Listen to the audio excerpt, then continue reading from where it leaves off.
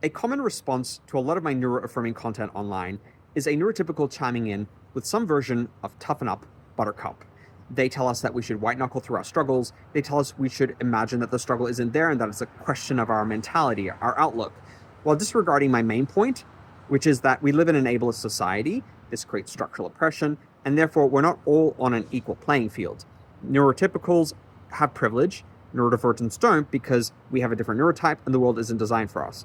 And we often are faced with many challenges, such as executive dysfunction, sensory differences that can lead to overload quite easily, motor differences that make it hard to perform a lot of tasks that neurotypicals can, and we might be disabled by co-occurring challenges like hypermobility.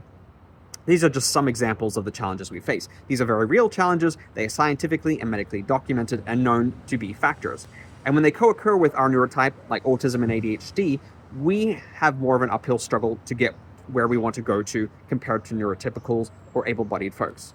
So the challenge is real, and trying to tell us to think our way out of it is disregarding the obvious barriers we face in a world that isn't designed for us or our differences. And living in rugged individualistic societies where meritocracy is perceived to be the norm, the onus is put on the individual to rise above the challenge while disregarding the fact that, again, we're not on the same playing field. It's not all equal. We are a couple of steps down in terms of our ability because we lack the privilege and advantages that able-bodied neurotypical people might have. And this is not to blame or shame neurotypicals. It's just stating fact, as I see it, that there are inherent differences and challenges that we face because the world isn't designed for us. Yet again, I'm going to reiterate this point. And it's not trying to make it out that neurotypicals are all nasty people trying to put us down, but it's that, the privileged few tend to be people who are the majority, and they're the ones who hold the reins of power, and the world is therefore designed in their image according to their preferences. That's just how it is. What we can do is we can be more compassionate and empathic and understanding and accommodating. When you respond with a version of toughen up, buttercup, it says more about you than it does about the people who are struggling. It says that you can't, stretch yourself even a tiniest bit to have empathy and to go, hey, yes, that challenge exists, and maybe the world can be changed, and maybe the world can be made better. Maybe it can be made more kind, more accommodating. When you say that, you're shutting down the possibility of positive change. You're shutting down the possibility of acknowledging harm or acknowledging struggle. And I think we as human beings have to be compassionate. That is the basis of community and society, is there has to be some form of empathy and compassion for us to hold together. It's the glue. So when you respond that way, you're communicating that you're uncomfortable with being a kind human being, and that you feel it's easier to put the blame on the individual, which is, again, typical of a rugged individualistic society where meritocracies seem to be the norm, and put it on them to rise above their challenges, even though they don't all start at the same point. It's like marathon racers. Somebody is like starting, 2 miles back compared to everyone else, and that person who's 2 miles back is expected to catch up on their own while limping, right? And they might be injured or have an injured foot, or they might not have clear vision, let's say, to stretch the metaphor, and they might not know where they're going.